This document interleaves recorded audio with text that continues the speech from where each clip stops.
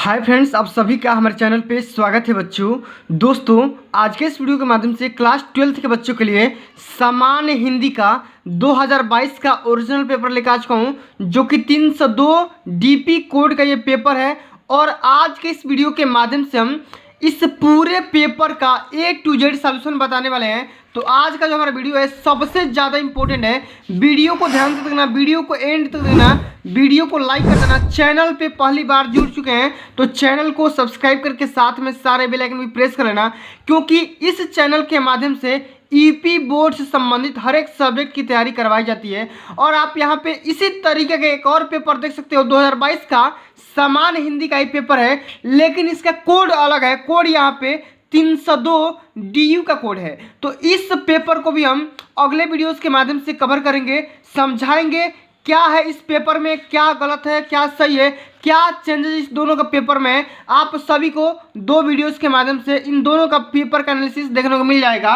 और इसी तरीके से मैं आप सभी को बता दे रहा हूँ, हमारे पास सैकड़ों पेपर हैं यूपी बोर्ड से संबंधित, तो उन सभी पेपर का भी एनालिसिस कराऊंगा। तो वीडियो बहुत ज़्यादा मोस्ट इंपॉर्टेंट है, वीडियो को ध्यान से देखना है, वीडियो को कंप्लीट एंड तक जरूर देखना है। और इस वीडियो के देखने के बाद आप सभी को पता ये चल जाएगा कि 2023 का पेपर बनने वाला है वो किस पैटर्न पे बनेगा, वो भी मैं आप सभी को इस वीडियो के माध्यम से बताने वाला हूँ। और पेपर को कैसे हल किया जाता है वो भी मैं आप सभी को दिखाने वाला हूँ। तो वीडियो को ध्यान से देखना, एंड तक देखना, लाइक शेयर और चैनल को प्लीज सब्सक्राइब कर देना। आइए समझते हैं। सबसे पहले यहाँ पे आप सभी का अनुक्रमांक दिया गया होगा, जो कि आप सभी यहाँ पे लिख सकते हो। उसके बाद अपना नाम लिखना है, जैसे कि यहाँ पे लिखा गया है नाम, ठीक। उसके बाद आपका समय जो मिलेगा 3 घंटे 15 मिनट का पेपर होता है। 15 मिनट पेपर पढ़ने के लिए और 3 घंटे पेपर को हल करने के लिए। पूर्णांक आपका सेम ही रहेगा, 100 में 100 करना होगा, ठीक ना। यहाँ पे कुछ निर्देश दिए गए हैं कि प्रारंभ के 15 मिनट परीक्षार्थियों को प्रश्न पत्र पढ़ने के लिए निर्धारित दिए गए हैं, ठीक ना। इस प्रश्न पत्र में 2 खंड दिए गए हैं और दोनों खंडों के सभी प्रश्नों के उत्तर देना कंपलसरी है, अनिवार्य है। तो आइए सबसे पहले हम करेंगे क्या, इसके जो खंड क है बहुविकल्पी और जितने भी टाइप के गद्यांश पद्यांश है उन सभी क्वेश्चन को हल करने की कोशिश करते हैं। आइए सबसे जो पहला क्वेश्चन ये है कि डिप्टी कलेक्टरी के लेखक हैं, ठीक ना। यहाँ पे एक रचना का नाम दिया गया है डिप्टी कलेक्टरी, ये एक रचना है, ठीक ना। तो डिप्टी कलेक्टरी के लेखक यानी कि राइटर का नाम पूछा जा रहा है, तो वासुदेव शरण अग्रवाल, अमरकांत, प्रोफेसर जी सुंदर रेड्डी, डॉक्टर हजारी प्रसाद द्विवेदी। तो आप सभी को यहाँ पे एक रेड पेन से चिन्हित किया गया है, आंसर दिख रहा होगा कि डिप्टी कलेक्टर के जो लेखक हैं, डिप्टी कलेक्टरी के जो लेखक हैं अमरकांत जी हैं, यानी कि ऑप्शन नंबर 2 इसका सही हो जाएगा। बिल्कुल ही करेक्ट आंसर है। आप सभी को इसी तरीके से करेक्ट करना है, अपने आंसर शीट में लिखना है, ठीक। यहाँ पे लिखा गया पीटीओ यानी कि प्लीज टर्न ओवर, यानी कि पेपर को पलट देना है। उसके बाद यहाँ पे फिर अगला क्वेश्चन देखना है। अगला क्वेश्चन ये है कि भारत की एकता के रचनाकार हैं, यानी कि भारत की एकता के रचनाकार यानी कि लेखक कौन है, तो डॉक्टर APJ अब्दुल कलाम, फणीश्वर नाथ रेणु, रामधारी सिंह दिनकर, वासुदेव शरण अग्रवाल। तो भारत की जो एकता के राइटर है, रचनाकार हैं, वो हो जाएंगे रामधारी सिंह दिनकर जी। कौन हो जाएंगे, रामधारी सिंह दिनकर, यानी कि ऑप्शन नंबर 3 आपका सही हो जाएगा। यहाँ पे टिक कर दिया गया है। अगला क्वेश्चन ये है कि निम्नलिखित में से हजारी प्रसाद द्विवेदी की रचना है। जितना क्वेश्चन बता रहा हूँ सभी को तैयार कर लो, क्योंकि बोर्ड के पेपर में पूछे गए क्वेश्चन पूछे जाते हैं, रिपीटेड क्वेश्चन ही पूछे जाते हैं, ठीक ना। तो निम्नलिखित प्रश्नों में से बोला जा रहा है कि 4 ऑप्शन दिए गए हैं, चारों में से कौन सी ऐसी रचना है जो हजारी प्रसाद द्विवेदी की रचना है। कल्पवृक्ष, पूर्वोदय, कल्पलता और अंत में। तो कल्पलता के जो राइटर हैं वो हो जाएंगे हजारी प्रसाद द्विवेदी, बाकी सब इसमें से नहीं है। ऑप्शन नंबर 3 इसका सही हो जाएगा। अगला क्वेश्चन बोला जा रहा है कि निम्नलिखित में से प्रोफेसर जी सुंदर रेड्डी की रचना है। इसमें से कौन सी ऐसी रचना है जिसको जी सुंदर रेड्डी के द्वारा लिखा गया है। तो मेरे विचार, साहित्य और समाज, लैंग्वेज प्रॉब्लम इन इंडिया, धरती के फूल।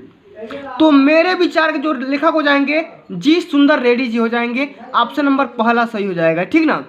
अब आइए अगला क्वेश्चन ये है कि आरोहण प्रमुख स्वामी जी के साथ मेरा आध्यात्मिक सफ़र, ये एक रचना का नाम है। तो इस पुस्तक के लेखक है, ये क्या है, एक बुक है, किताब है, और इस किताब के लेखक कौन है, तो वासुदेव शरण अग्रवाल, डॉक्टर एपीजे अब्दुल कलाम, जैनेन्द्र कुमार अग्नेय। तो ऑप्शन नंबर सेकंड सही हो जाएगा कि डॉक्टर एपीजे अब्दुल कलाम। इन्होंने ही आरोहण प्रमुख स्वामी जी के साथ मेरी आध्यात्मिक सफ़र किसने लिखा है, तो डॉक्टर एपीजे अब्दुल कलाम। एक बात आप सभी से पूछना चाहूँगा कि आप सभी को अगर पता होगा कि डॉक्टर एपीजे अब्दुल कलाम का पूरा नाम क्या है, तो आप मेरे को कमेंट बॉक्स में बता सकते हो। अगला क्वेश्चन, सेकंड नंबर क्वेश्चन ये है कि निम्नलिखित में से अयोध्या सिंह उपाध्याय यानी कि हरिऔध द्वारा लिखित महाकाव्य की रचना है। चलिए इसके भी चार ऑप्शन दिए गए हैं, रुक्मिणी परिचय, रस कलश, वैदेही वनवास, अधखिला फूल। तो बोला जा रहा है कि अयोध्या सिंह उपाध्याय यानी कि हरिऔध के द्वारा लिखित महाकाव्यात्मक रचना है, यानी कि महाकाव्य है। तो इनकी जो रचना है हरिऔध जी का महाकाव्य वो है रस कलश। बिल्कुल ही करेक्ट आंसर है, ऑप्शन नंबर सेकंड इसका सही हो जाएगा। अब अगला क्वेश्चन ये है कि निम्नलिखित में से मैथिली शरण गुप्त की रचना है। देखो रचना में से पक्का क्वेश्चन पूछे जाएंगे, हमेशा क्वेश्चन पूछे जाते हैं। आप सभी को 20-30 रचना का नाम याद करके जाना है और उनके कौन लेखक है ये भी आप सभी को याद करके जरूर जाना है। बोला जा रहा है कि निम्नलिखित में से मैथिली शरण गुप्त जी की रचना है सिद्धराज, कानन कुसुम, उत्तरा, दीप शिखा। तो इसके राइट आंसर हो जाएगा ऑप्शन नंबर फर्स्ट सिद्धराज। ठीक, अगला क्वेश्चन ये है कि अज्ञेय जी की निम्नलिखित में से किस काव्य कृति पर ज्ञानपीठ पुरस्कार मिल चुका है, यानी कि किस रचना पर अज्ञेय जी को ज्ञानपीठ पुरस्कार मिला हुआ था। इंद्रधनु, रौंदे हुए ये, हरी घास पर क्षणभर, आंगन के पार द्वार, कितनी नावों में कितनी बार। तो आंगन के पार द्वार, सबसे पहले आप सभी को ये याद रखना है कि अज्ञेय जी की रचना कौन सी है। तो आंगन के पार द्वार किसने लिखा है, अज्ञेय ने लिखा है, और इसी लेखिका पर, इसी रचना पर अज्ञेय जी को ज्ञानपीठ पुरस्कार मिला हुआ था। ठीक, याद रखना। अगला क्वेश्चन ये है कि निम्नलिखित में से दिनकर की रचना है, दिनकर यानी कि रामधारी सिंह दिनकर की कौन सी रचना है, तो शिला पंख चमकीले, परशुराम की प्रतीक्षा, अंधा युग, अनामिका। तो परशुराम की जो प्रतीक्षा है किसने लिखा है, तो रामधारी सिंह दिनकर के द्वारा ये लिखा गया रचना है। ठीक, अगला क्वेश्चन ये है कि हिमालय निम्नलिखित में से किसकी काव्य कृति है, सुमित्रा नंदन पंत, सूर्यकांत त्रिपाठी निराला, महादेवी वर्मा, जयशंकर प्रसाद। तो इसके राइट आंसर हो जाएंगे महादेवी वर्मा जी। कौन हो जाएंगे, महादेवी वर्मा। किसके लेखक हैं, तो हिमालय के, समझ गए। चलिए अब हम यहाँ पे बढ़ेंगे क्वेश्चन नंबर 3 के साथ। तो क्वेश्चन नंबर 3 सभी को पता है, जो क्वेश्चन नंबर 3 है इसमें 2 खंड पूछे जाते हैं, यानी कि 2 सवाल पूछे जाते हैं, एक ये और एक अथवा वाला। ये देख लो, ये दोनों सवाल। तो अगर आप सभी को ये क्वेश्चन नहीं आ रहा है तो ये भी कर सकते हो, दोनों में से कोई एक कर लेना। ठीक, तो चलो मैं दोनों में से दोनों को समझा दे रहा हूँ कैसे करोगे कि आपका पूरा का पूरा नंबर मिलेगा। ठीक ना, A to Z सॉल्यूशन पहले देख लो किस तरीके से करोगे कि नंबर नहीं कटेगा। सबसे पहले क्वेश्चन पढ़ो, क्या बोला जा रहा है कि दिए गए गद्यांश पर आधारित निम्नलिखित प्रश्नों के उत्तर दीजिए।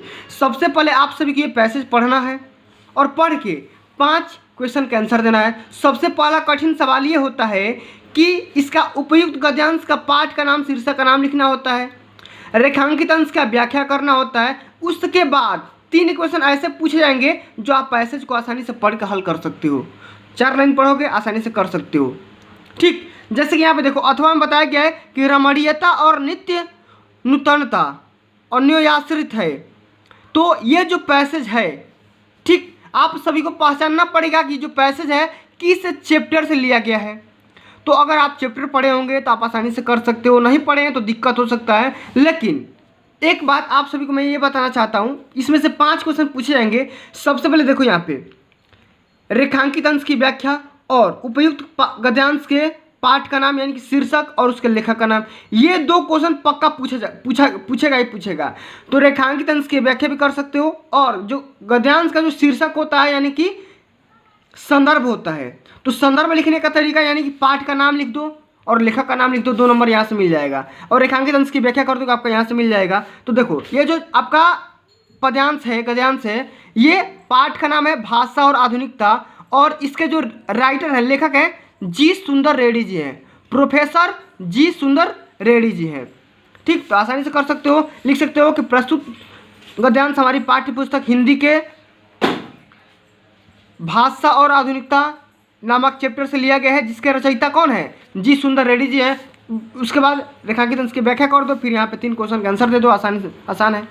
उसके बाद इसी तरीके का गद्यांश हो गया, और पद्यांश से भी रिलेटेड क्वेश्चन पूछे जाते हैं। तो कहते आते थे यही अभी नरदेही, माता न कुमाता पुत्र कुपुत्र भले ही। तो ये जो पैसेज है, ये जो पद्यांश है, ये है कैकेयी का अनुताप चैप्टर से। यहाँ पे लिखा जा चुका है कैकेयी का अनुताप चैप्टर है, चैप्टर का नाम है कैकेयी का अनुताप, और इसके जो कवि है वो है मैथिली शरण गुप्त जी। इस देखो यहाँ पे पूछा गया है, सबसे पहले रेखांकित अंश की व्याख्या करना है, उसके बाद बोला गया कि कविता का शीर्षक और कवि का नाम लिखो। तो कविता का शीर्षक लिख दोगे कैकेयी का अनुताप, और कवि का नाम लिख दोगे मैथिली शरण गुप्त जी, या लिख सकते हो। ठीक, बाकी सब पैसेज को पढ़ के 3 क्वेश्चन का आंसर दे देना, आसान है। अब यहाँ पे देखो, अगर वो नहीं आ रहा तो ये अथवा वाला कर लो, ये भी आसान है, ठीक ना, तो ये भी आसान है, सेम टू सेम उसी पैटर्न पे आधारित है। अब आइए समझते हैं। यहाँ पे देखो 5 नंबर ये और 5 नंबर ये, 10 नंबर। तो 10 नंबर की बात है जीवन परिचय से रिलेटेड, लेकिन आप सभी को जीवन परिचय कैसे लिखना है, तो जीवन परिचय नहीं, साहित्यिक परिचय देते हुए जीवन परिचय लिखना है। यहाँ पे देखो साहित्यिक परिचय देते हुए जीवन परिचय लिखना है, एक कवि का लिखना है, एक लेखक का लिखना है। तो सबसे पहले यहाँ पे लेखक का लिखना है, तो साहित्यिक परिचय देखो प्रोफेसर जी सुंदर रेड्डी, हजारी प्रसाद द्विवेदी, डॉक्टर वासुदेव शरण अग्रवाल, तीनों को मैंने समझा रखा है। अगर आप उन वीडियोज़ को नहीं देखे हैं तो एक बार डिस्क्रिप्शन चेक कर लेना, नहीं तो एक बार प्लेलिस्ट चेक कर लेना, प्लेलिस्ट में सबका लिंक पड़ा हुआ है। ठीक, अयोध्या सिंह उपाध्याय हरिऔध, इसका भी कर चुका हूँ। सुमित्रा नंदन पंत, इनका भी बता चुका हूँ। रामधारी सिंह दिनकर, सबका A to Z, सबका मैं जीवन परिचय वाला वीडियो बना चुका हूँ। अगर आप नहीं देखे हैं तो एक बार डिस्क्रिप्शन या प्लेलिस्ट चेक कर लेना, आपको सबका जीवन परिचय देखने को मिल जाएगा। 80 शब्द में लिखना है, दोनों को 80-80 शब्द में लिखना है, एक एक पन्ना में लिख दोगे, आसानी से नंबर मिल जाएगा। अब अगला क्वेश्चन ये देखो, ध्रुव तारा अथवा बहादुर। तो ध्रुव तारा अथवा बहादुर कहानी का सारांश लिखना है। तो ये बता चुका हूँ, ध्रुव तारा का कहानी और बहादुर कहानी का भी सारांश बहुत बढ़िया से बता चुका हूँ। अगर आप उन वीडियोज़ को नहीं देखे हैं तो एक बार डिस्क्रिप्शन या प्लेलिस्ट चेक कर लेना, क्लास 12th हिंदी में चले जाना, वहाँ पे सबका लिंक पड़ा हुआ है। ठीक, या ये भी कर सकना, पंचलाइट अथवा बहादुर कहानी के उद्देश्य पर प्रकाश डालिए, सेम टू सेम वही क्वेश्चन है। उसके बाद आप सभी को पता है कि 100 पठित खंड काव्य के आधार पर किसी एक खंड काव्य का प्रश्न का आंसर देना होता है। ये अलग अलग जिलों के लिए अलग अलग होता है, ठीक ना। जैसे कि बलिया वालों के लिए मैं बता दे रहा हूँ, बलिया वालों के लिए ये लिखना होता है सत्य की जीत वाला। चूँकि मैं बलिया से बिलोंग करता हूँ तो हमको याद है, ठीक ना, तो मैं बलिया वालों के लिए ये लिखना है सत्य की जीत वाला। तो सत्य की जीत ये दोनों कर लेना, द्रौपदी का चरित्र चित्रण कर देना, और नहीं तो कथा वस्तु इसका कर देना, सत्य खंड काव्य के आधार पर कथा वस्तु का पूरे का शार्ट में कर देना, आसानी से कर सकते हो। अब देखो अगला जो क्वेश्चन है खंड ख से संबंधित, यहाँ पे देख लो कि कुछ यहाँ पे संस्कृत के पद्यांश दिए जाएंगे और बोला जाएगा कि इसका सबसे पहले संदर्भ लिखियो। यानी कि संदर्भ लिखने का सेंस क्या है, पाठ का नाम और कवि का नाम लिख देना। ठीक, उसके बाद अनुवाद मतलब क्या करना होता है, अनुवाद मतलब हिंदी में खाली अर्थ लिख दो, अनुवाद हो गया। 7 नंबर आप आसानी से यहाँ से पा जाओगे। ठीक, अब अगला क्वेश्चन ये है, देखो अगर देखो ये अगर नहीं आ रहा संदर्भ तो ये वाला कर देना। 2 इसमें भी ऑप्शन दिए गए हैं। तो बहुत ही बढ़िया से ईपी बोर्ड समिति बहुत बढ़िया से पेपर सेट करती है, आपको चांसेस हर जगह दिया जाता है। इसी तरीके से अगला जो क्वेश्चन है पद्यांश वाला कि एक संदर्भ हिंदी में अनुवाद करिए। श्लोक दिया गया है, तो 2 श्लोक दिए गए, दोनों में से कोई एक का क्या कर देना है आप सभी को। सबसे पहले संदर्भ लिखना है, उसके बाद प्रसंग लिखना है, उसके बाद क्या कर देना है, हिंदी में अनुवाद कर देना है, आसानी से कर सकते हो। ठीक, अब चलो इसका मैं शुरू से एंड तक अब मैं इसका पूरा एनालिसिस करवा दे रहा हूँ, ठीक ना। क्वेश्चन 9 से लेकर क्वेश्चन 12 तक बोला जा रहा है कि निम्नलिखित मुहावरों और लोकोक्तियों में से किसी एक का अर्थ लिखकर अपने वाक्य में प्रयोग करिए। अपने पैरों पर खड़े होना, तो अपने पैरों पर खड़े होने का सेंस क्या है, नौकरी मिल जाना, कामयाब हो जाना, ठीक ना, सक्सेस हो जाना। तो इसका वाक्य में प्रयोग कैसे करोगे कि सुधीर अपनी नौकरी लेकर, ठीक, या ये बोल सकते हो कि सुधीर नौकरी पाकर अपने पैरों पर खड़ा हो गया। मक्खन लगाना मतलब चापलूसी करना। पिया चाहे सोई सुहागिन, सावन हरे न भादो सूखे। तो इसका कहने का क्या, लोकोक्ति का मतलब क्या हो गया कि एक समान रहना, यानी किसी भी कंडीशन में अपना रंग न बदलना। समझ गए कि नहीं? तो इसका वाक्य में आसानी से प्रयोग कर सकते हो, कोई दिक्कत की बात नहीं है। अब अगला क्वेश्चन, एक संधि विच्छेद करना है, अंतरात्मा का संधि विच्छेद करना है। अंतरात्मा का संधि विच्छेद क्या होगा? तो अंतरात्मा का हो जाएगा अंतर्धन आत्मा। क्या हो जाएगा? ऑप्शन नंबर 100 सही हो जाएगा, अंतर्धन आत्मा हो जाएगा। ऑप्शन नंबर 100 सही हो जाएगा। 3 संधि विच्छेद पूछे जाएंगे तो ध्यान से करना होगा, ठीक ना? बस खाली आप सभी को क्या करना है, संधि विच्छेद करना है। उसके बाद इसमें से संधि विच्छेद कर दिया गया है, सबसे पहले बता दे रहा हूँ, ठीक। 4 ऑप्शन दिए गए हैं, चारों में से कोई एक ऑप्शन सही है। जो ऑप्शन सही है आंसर टिक करके अपने आंसर शीट में लिख देना है। तो अब यहाँ पे बोला जा रहा है कि नरेंद्र का सही संधि विच्छेद करके बताइए। तो नरेंद्र का सबसे अति महत्वपूर्ण क्वेश्चन है, हर बार हमेशा पूछा जाता है कि नरेंद्र का संधि विच्छेद करके बताइए, या धर्मेंद्र का बताइए। समझ गए? तो नरेंद्र का हो जाएगा नर धन इंद्र हो जाएगा। क्या हो जाएगा? नर धन इंद्र। तो चूंकि यहाँ पे नरेंद्र बोला गया है तो नर धन क्या हो जाएगा? इंद्र हो जाएगा। ऑप्शन नंबर ब सही हो जाएगा। अगला क्वेश्चन, ये तो अति महत्वपूर्ण है कि पवित्रम का संधि विच्छेद बताओ। तो पवित्रम का थोड़ा सा चेंज इसमें होगा, पवित्रम का हो जाएगा पौ धन इत्रम। क्या हो जाएगा? याद रखना, पौ धन इत्रम हो जाएगा। क्या हो जाएगा? पौ धन इत्रम। और मैं आप सभी से एक और पूछ रहा हूँ कि सुस्वागतम का संधि विच्छेद करके बताओ। सुस्वागतम का क्या होगा? सुस्वागतम का या स्वागतम का, ठीक। अब अगला क्वेश्चन बोला जा रहा है कि विभक्ति और वचन के अनुसार सही विकल्प चुनिए। आत्मना, आत्मना का विभक्ति और वचन बताइए। आत्मना तृतीया विभक्ति है और एक वचन है। ऑप्शन नंबर ब सही हो जाएगा। नामनी का संधि विच्छेद क्या कर रहे हैं, इनमें विभक्ति और वचन बताना है। तो नामनी हो जाएगा सप्तमी विभक्ति और एक वचन। ऑप्शन नंबर 10 सही हो जाएगा। अगला क्वेश्चन कि सही अर्थ चुनकर आंसर लिखिए। देखो बात समझने वाली यहाँ पे ये है कि अभय और उभय दो यहाँ पे शब्द अलग अलग दिए जा चुके हैं। बताना आप सभी की ये है कि इस अभय का सेंस क्या है और इस अभय का सेंस क्या है। यानी कि दोनों देखने में सेम लग रहे हैं, सेम वर्ड आप यहाँ पे प्रोनाउंसिएशन कर रहे हो, लेकिन अभय उभय, अभय का सेंस अलग होगा और उभय का सेंस अलग होगा। तो अभय मतलब जिसके पास बिना डर का, यानी कि बिना भय का। तो जिसके पास कोई भय ना हो, हम क्या उसे बोलते हैं? निडर। तो इस अभय का मतलब हो जाएगा निडर, निडर हो जाएगा। और इस उभय का मतलब हो जाएगा, उभय मतलब दोनों, मतलब क्या हो जाएगा? नहीं बोलते उभयनिष्ठ निकालो, यानी कि जो दोनों में कॉमन हो। तो कॉमन चीज़ को हम उभय बोलेंगे, और अभय मतलब जिसके पास कोई डर ना हो तो उसे हम निडर बोलेंगे। तो दोनों का अलग अलग सेंस यहाँ पे हो जाएगा। अभय का अर्थ हो जाएगा निडर और इस उभय का अर्थ क्या हो जाएगा? दोनों। समझ में आ गया? अब यहाँ पे देखो अंश और अंशु। तो अंश का मतलब क्या होता है? भाग, टुकड़ा, पार्ट। अंश का मतलब क्या हो जाएगा? पार्ट। और अंशु का मतलब सूर्य, ये सूर्य का प्रवासी है अंशु, ठीक। दिवाकर, प्रभाकर सब क्या हो जाएगा? सूर्य का ये संधि विच्छेद होता है। अब अगला क्वेश्चन ये बोला जा रहा है कि निम्नलिखित शब्दों में से किसी एक शब्द के 2 अर्थ लिखिए। एक शब्द का 2 अर्थ लिखना है। काल है तो काल का समय लिख दो, चपला है तो इसका बिजली लिख सकते हो, विद्युत लिख सकते हो। नाग है तो नाग का सांप भी लिख सकते हो, सर्प भी लिख सकते हो, कुछ भी लिख सकते हो। तो 2 अर्थ लिखना है, ज़्यादा नहीं लिखना है। अगला क्वेश्चन, एक निम्नलिखित वाक्यांशों के लिए एक शब्द का चयन करके लिखिए। तो जिसकी गणना न की जा सके, जिसकी गणना, गणना मतलब काउंटिंग, तो उसे हम बोलेंगे अगणित। क्या बोलेंगे? उस अगणित। समझ गए?